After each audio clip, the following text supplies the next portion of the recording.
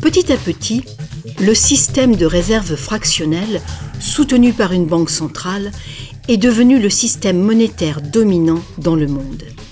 Et la fraction d'or qui garantissait l'argent créé par le processus de dette est progressivement arrivée à zéro. La nature même de l'argent a changé.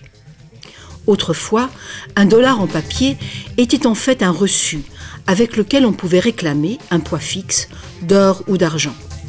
Actuellement, un dollar papier ou un dollar numérique peut uniquement être échangé pour un autre dollar papier ou un autre dollar numérique. Autrefois, le crédit créé par une banque privée existait sous forme de billets de banque privée. Les gens avaient le droit de refuser ces billets, tout comme ils peuvent refuser un chèque personnel aujourd'hui. À présent, le crédit créé par une banque privée est légalement convertible en devises fiduciaires émises par le gouvernement, comme les dollars, les livres sterling ou les euros. Les devises fiduciaires sont des devises créées par un décret gouvernemental. Des lois en font la monnaie que les citoyens doivent accepter pour paiement. Alors la question subsiste. Si les gouvernements et les banques peuvent tout simplement créer de l'argent, combien y a-t-il d'argent dans le monde ? Autrefois, le montant total d'argent était limité par les quantités physiques des éléments utilisés comme garantie. Par exemple, pour créer plus d'argent basé sur l'or, il fallait trouver davantage d'or. À présent, on crée vraiment l'argent à partir de dettes. Chaque fois que quelqu'un fait un emprunt à une banque, de l'argent est créé. Le montant total d'argent qu'il est possible de créer n'a qu'une seule limite réelle, le montant total de la dette.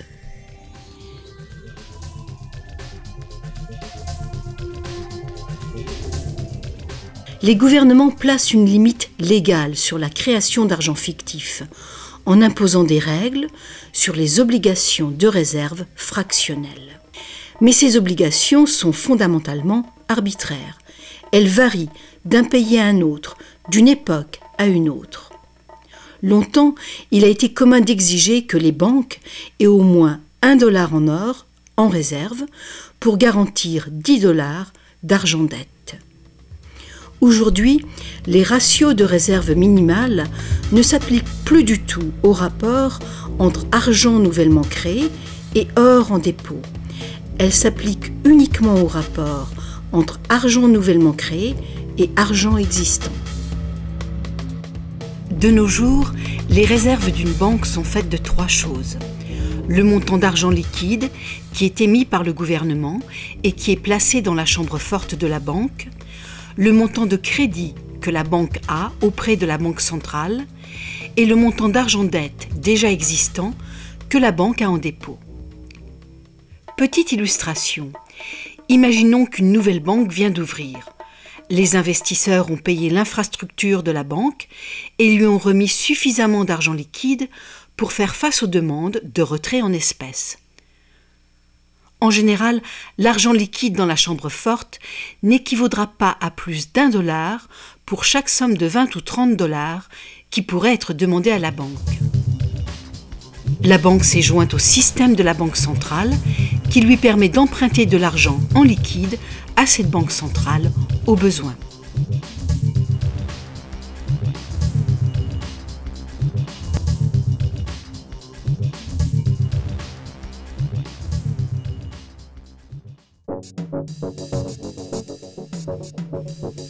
La banque ouvre ses portes et accueille son premier client pour un prêt. Le client a besoin de 10 000 $ pour acheter une voiture. Une fois la demande approuvée, la banque a créé un compte pour l'emprunteur et indique dans ses livres qu'elle doit 10 000 $ à cet emprunteur. Les 10 000 $ ne sont pris nulle part. Ils sont créés instantanément à partir de rien. L'emprunteur ne retire pas cet argent liquide, mais il fait un chèque sur son compte pour acheter son auto. Puis la vendeuse dépose à sa banque ce chèque de 10 000 $ nouvellement créé.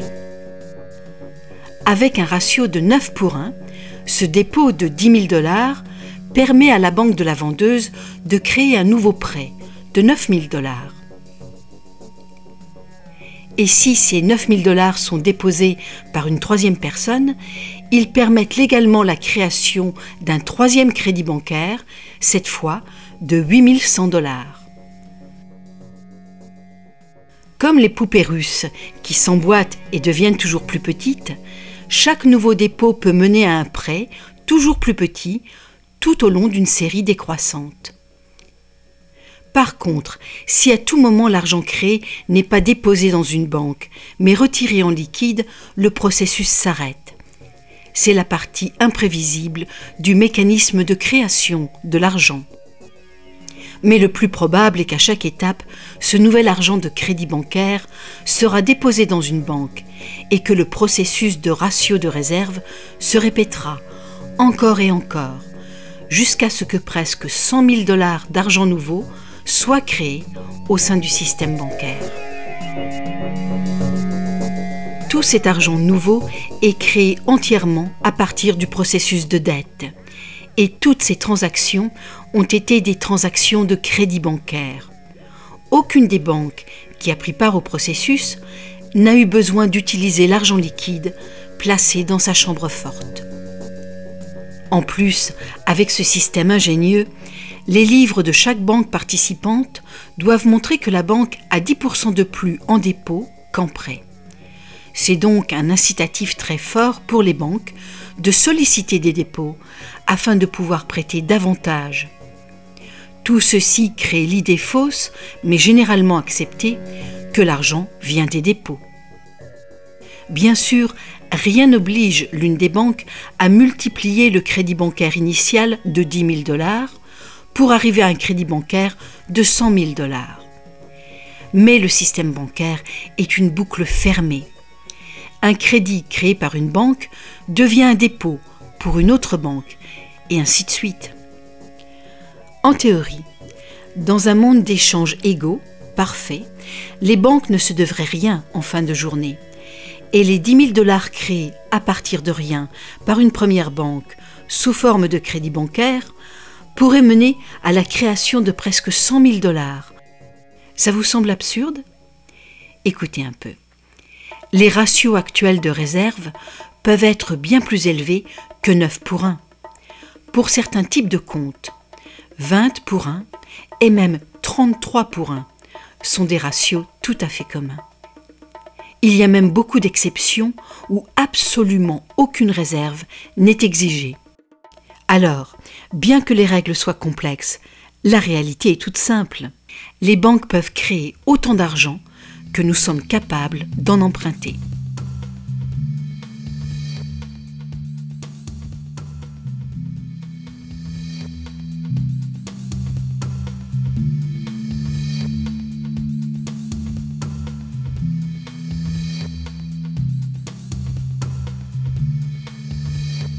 En dépit des images qu'on nous montre, l'argent créé par le gouvernement représente en général moins de 5% de l'argent en circulation. Aujourd'hui, plus de 95% de l'argent a été créé par quelqu'un qui a signé une reconnaissance de dette à une banque. Ces crédits bancaires apparaissent et disparaissent en quantité phénoménale tous les jours, au fur et à mesure que des prêts sont accordés ou remboursés.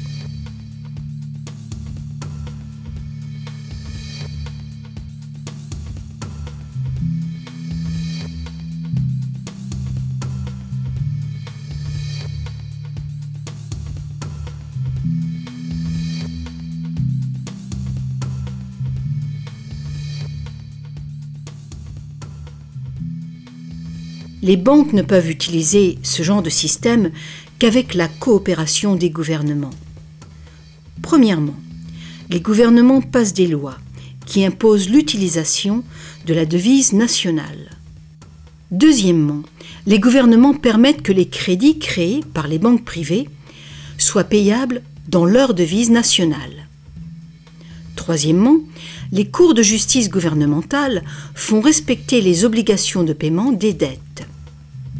Et enfin, les gouvernements adoptent des règlements qui assurent le fonctionnement et la crédibilité du système monétaire sans rien faire pour informer le public de l'origine véritable de l'argent.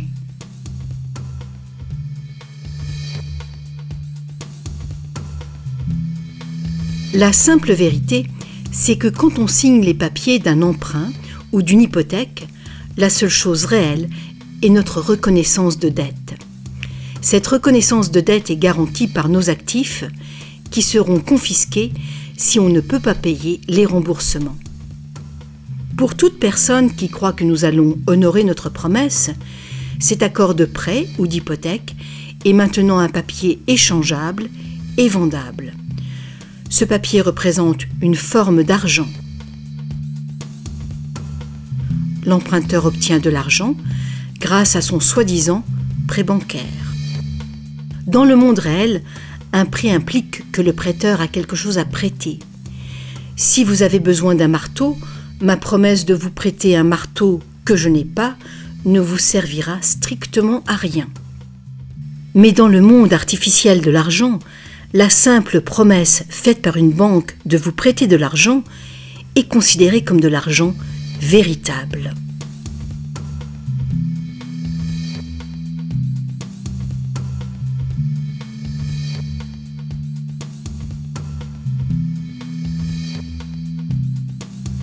Ici encore, la vérité est simple. Sans le document signé par l'emprunteur, le banquier n'a rien du tout à prêter. Est-ce que vous vous êtes déjà demandé comment tout le monde, les gouvernements, les entreprises, les familles, peut être endetté en même temps et pour des sommes aussi colossales? Est-ce que vous vous êtes demandé comment il peut y avoir autant d'argent à emprunter? Maintenant, vous le savez. Il n'y en a pas.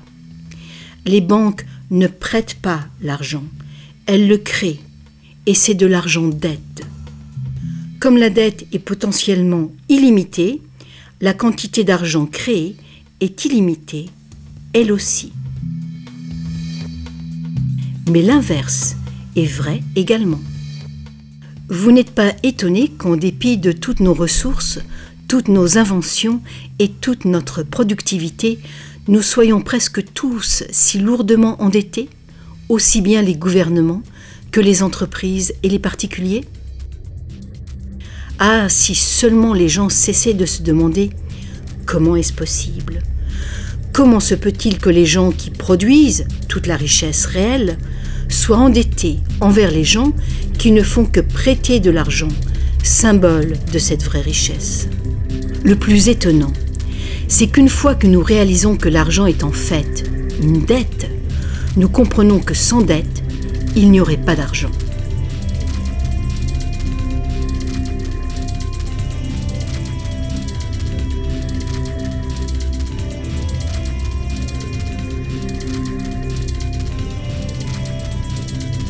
Si toute cette explication est nouvelle pour vous, rassurez-vous, vous n'êtes pas seul. Beaucoup de gens s'imaginent que si toutes les dettes étaient payées, la situation économique irait beaucoup mieux. C'est sûrement vrai au niveau individuel. Quand on a remboursé ses prêts, on a davantage d'argent à dépenser. Mais il est faux de croire que s'il n'y avait plus de dettes, il y aurait davantage d'argent à dépenser. En fait, c'est tout le contraire. Sans dette, il n'y aurait pas d'argent du tout.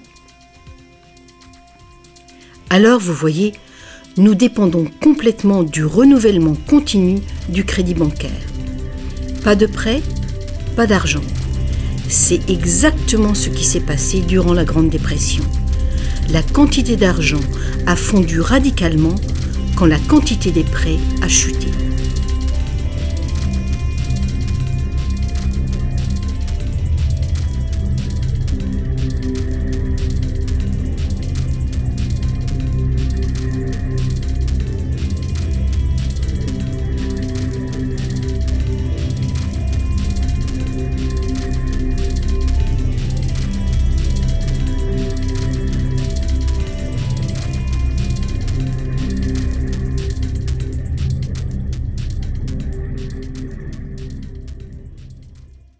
Il faut bien souligner que les banquiers créent uniquement le montant du principal. Ils ne créent pas l'argent qui sert à payer les intérêts. Alors, d'où vient cet argent ? Le seul endroit où les emprunteurs peuvent obtenir de l'argent pour payer les intérêts est l'ensemble des fonds de l'économie générale. Mais presque tous ces fonds ont été créés de la même façon, à partir de crédits bancaires. Donc partout, il y a des emprunteurs qui se trouvent dans la même situation. Ils cherchent désespérément l'argent pour rembourser le principal et les intérêts dans une réserve globale d'argent qui ne contient que le principal.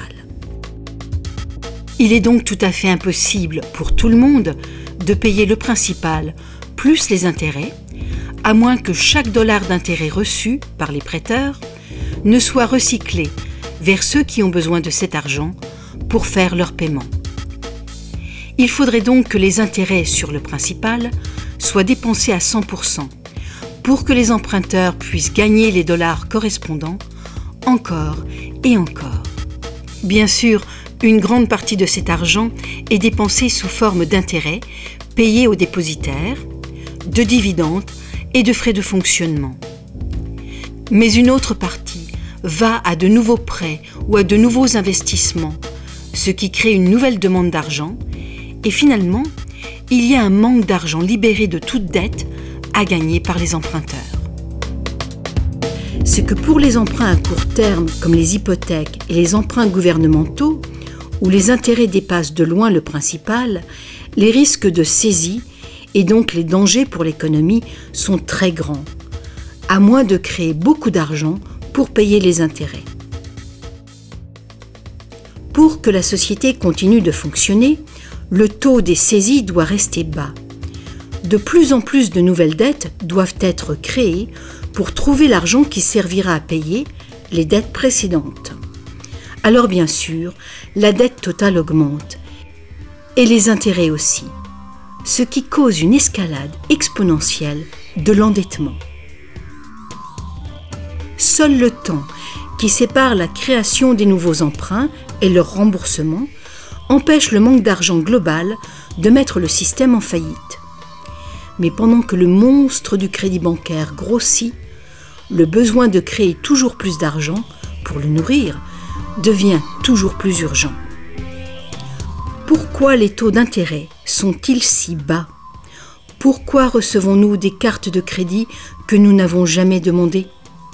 Pourquoi est-ce que le gouvernement dépense plus vite que jamais ? Est-ce que ce ne serait pas pour éviter l'effondrement de tout le système monétaire ? On peut donc se demander, est-ce que ça peut continuer infiniment ? Est-ce qu'un effondrement n'est pas inévitable ?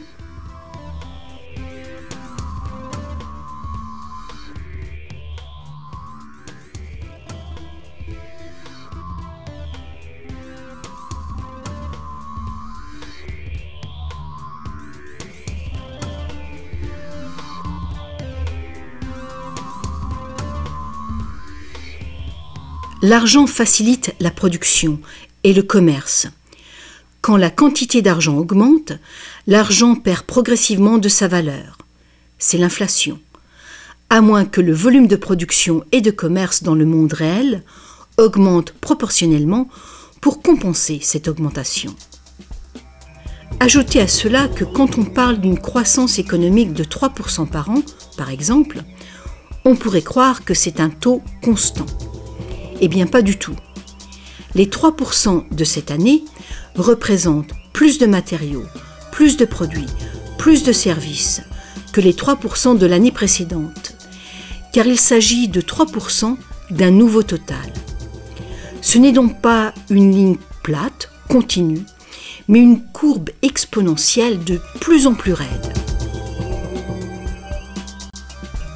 Le véritable problème est qu'une croissance perpétuelle de l'économie réelle exige une escalade perpétuelle de la consommation des ressources et de l'énergie. De plus en plus de choses doivent passer de l'état de ressources naturelles à celui d'ordures, année après année, juste pour éviter l'effondrement du système. La situation est grave, très grave. Alors quoi faire? Pour commencer, un concept radicalement différent de l'argent s'impose.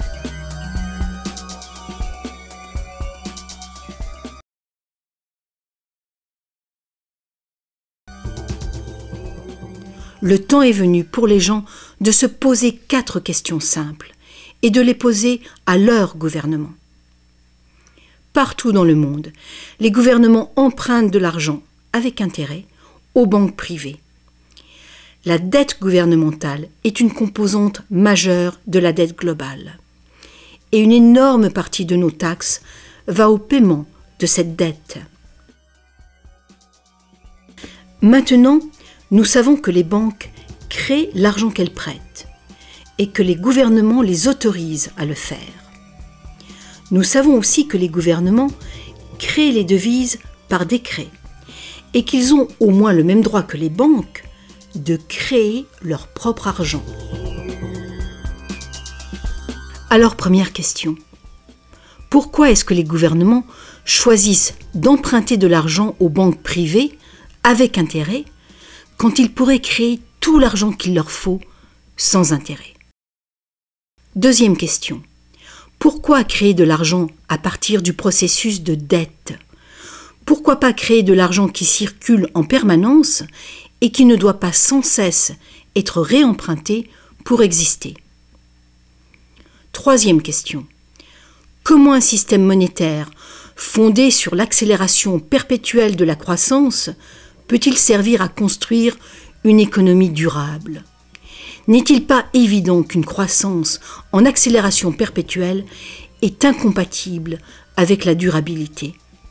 Et finalement, pourquoi notre système actuel dépend-il entièrement d'une croissance perpétuelle? Que faut-il changer pour créer une économie durable?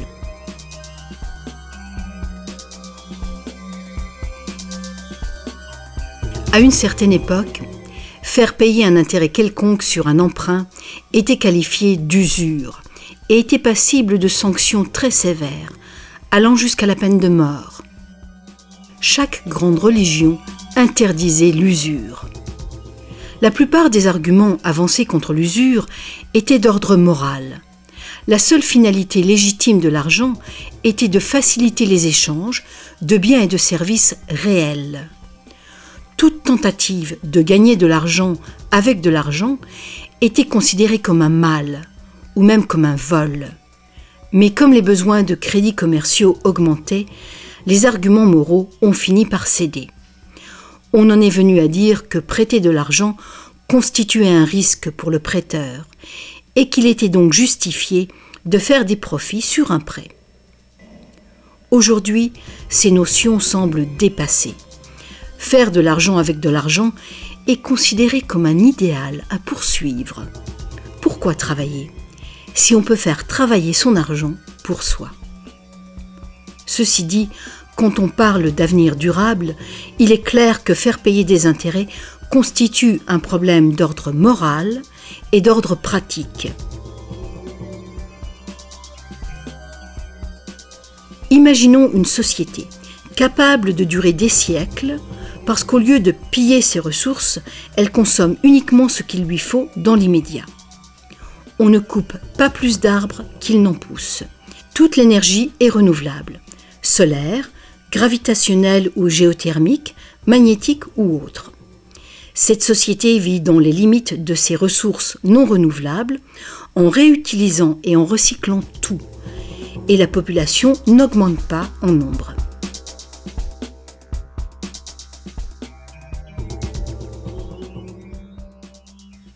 Cette société ne pourrait jamais fonctionner avec un système monétaire qui dépend complètement d'une croissance en accélération perpétuelle. Une économie stable aurait besoin d'une quantité d'argent qui puisse rester stable. Imaginons que cette quantité totale d'argent stable est représentée par ce grand cercle.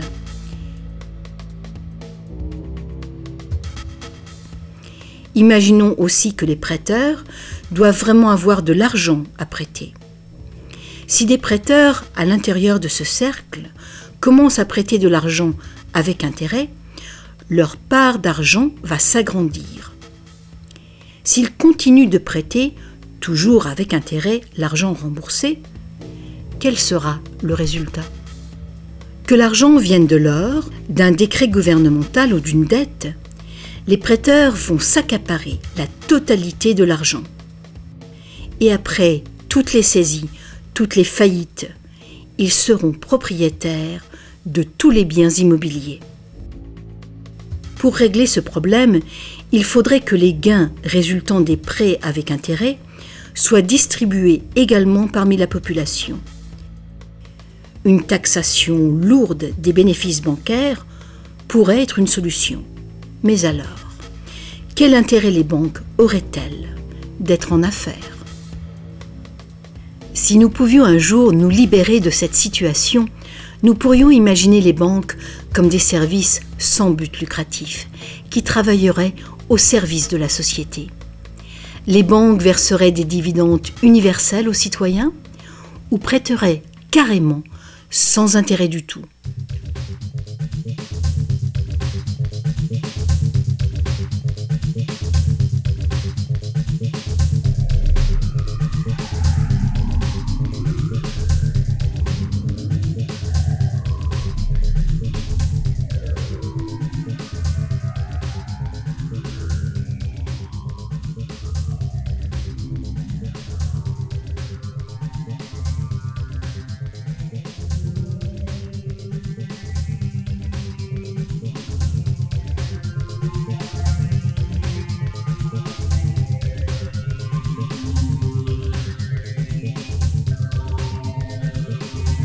Si tous ces problèmes viennent de la nature fondamentale du système, inutile d'essayer de bricoler le système. Il faut le remplacer. Beaucoup de critiques réclament un retour à l'étalon or, disant qu'il a fait ses preuves de fiabilité. Ils ignorent les arnaques qui peuvent être commises avec l'or. Limer les pièces, altérer le métal, le déprécier, accaparer le marché.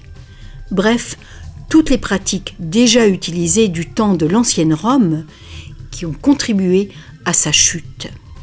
Certains préconisent un étalon argent, car ce métal est plus abondant que l'or, ce qui rend plus difficile le monopole du marché. Mais beaucoup de gens questionnent la pertinence de revenir aux métaux précieux. L'idée de porter de gros sacs pleins de pièces n'enchante personne. L'argent papier, l'argent numérique, le plastique, ou plus probablement l'argent biométrique seront les moyens d'échange. Et ils présentent ce potentiel de créer de l'argent dette en quantité illimitée. En définitive, si l'or était à nouveau le seul étalon, tous les gens qui n'ont pas d'or se retrouveraient tout à coup sans argent. D'autres partisans des réformes monétaires ont conclu que l'avarice et la malhonnêteté sont les principaux problèmes et qu'il y a sans doute de meilleurs moyens de créer un système monétaire équitable et honnête sans passer par l'argent ou l'or. Des esprits inventifs ont proposé une variété d'options. Beaucoup de systèmes de troc privés créent de l'argent dette, mais ils le font ouvertement, sans intérêt. Un exemple est le système de troc où la dette est exprimée en promesse d'heures de travail. Tout travail est évalué de manière égale en dollars qui ont une équivalence en biens réels. Les frais du système sont couverts par des honoraires et non pas par des intérêts. Ce genre de système monétaire peut être mis en place par toute personne capable de concevoir un moyen de comptabiliser et de trouver des participants dignes de confiance. Mettre en place un système de troc local est une bonne mesure de planification d'urgence pour une communauté, même si ce système n'est guère utilisé actuellement.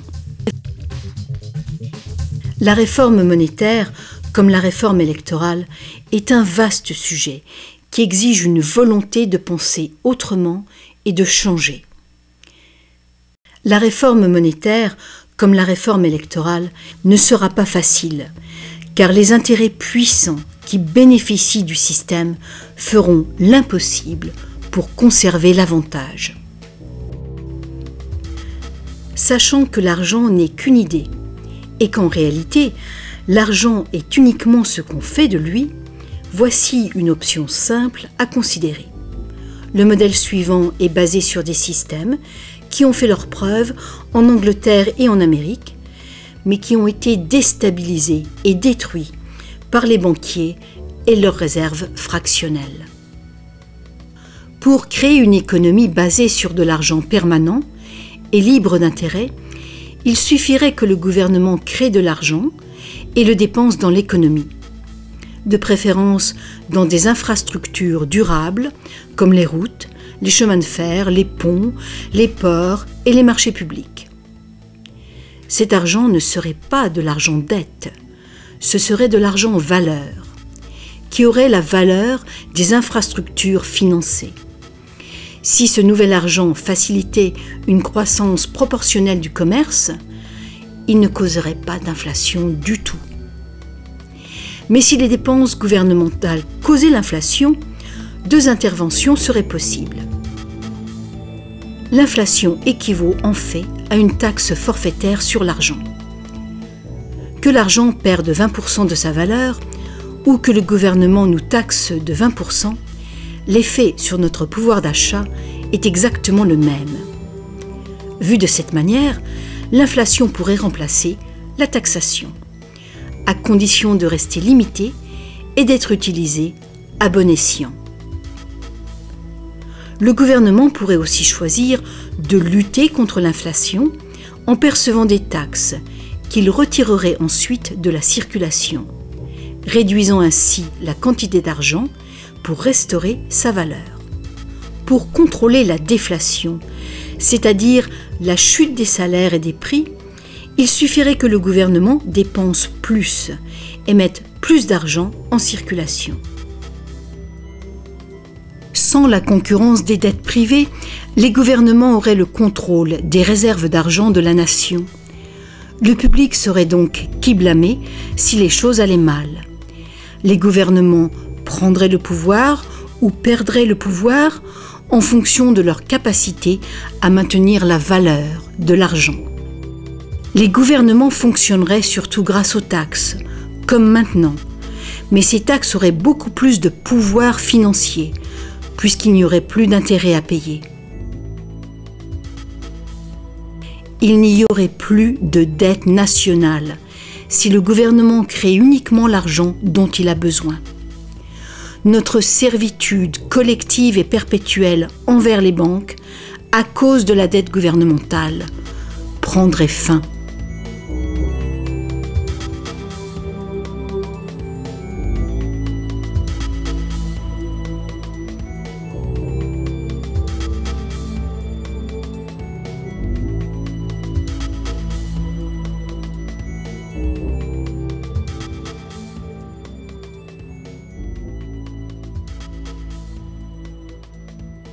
On nous a trompés.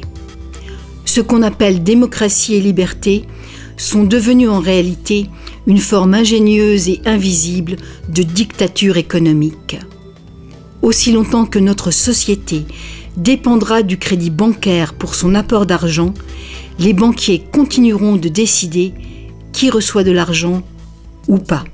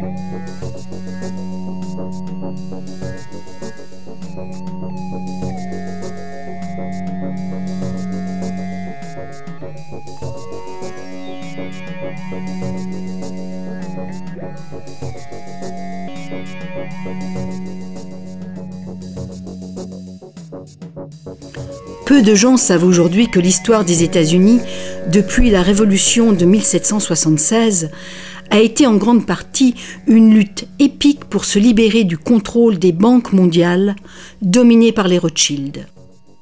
Cette lutte a finalement été perdue en 1913, quand le président Woodrow Wilson a signé la loi de la réserve fédérale, donnant le pouvoir de créer l'argent américain à un cartel de banques internationales.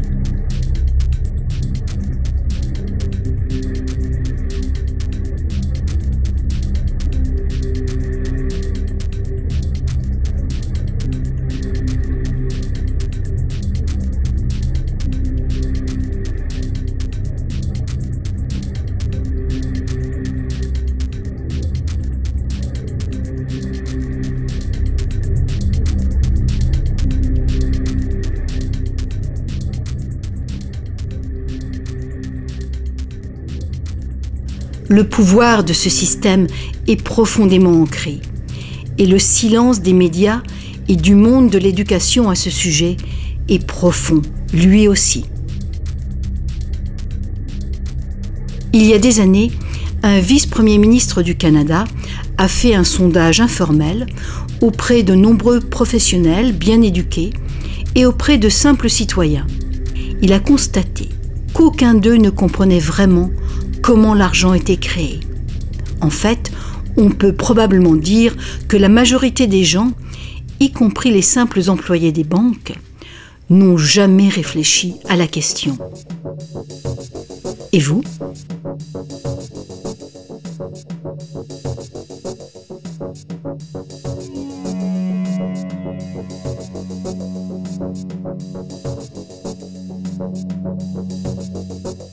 Le système moderne de l'argent-dette est né il y a un peu plus de 300 ans, quand la première banque d'Angleterre a été créée par une charte royale, lui autorisant des prêts fractionnels de dépôt d'or au ratio de 2 pour 1.